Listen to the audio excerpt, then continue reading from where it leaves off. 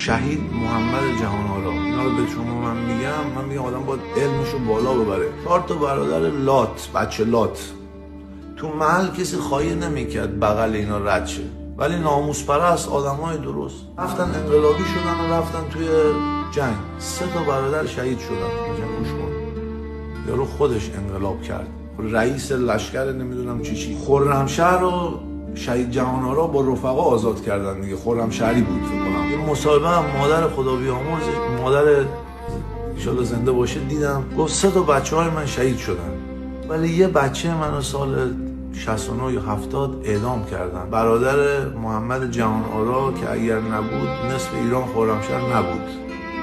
3 تا شهید داده. مادره گفت 3 تا شهید دادم، دردم نیومد که این بچه منو که برادرای خودش این انقلابو درست کردن، بچه من اعدام کردن. بعد به من کارتون خواب رحم میکنن، بعدا هم میان پاتون تو چون من میکنن.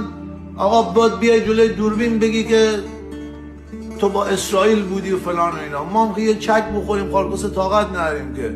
بعد اون رزمانی باید بیاد روبروی من میشه خب آقای اسلامی خیلی شلوغ میکردی در سوشال میدیا. من باید بگم آقا درست میگیدی. کس خودم مگه نمیام. آقا نمیام، نه دبی نه ترکیه، میترسم نمیام.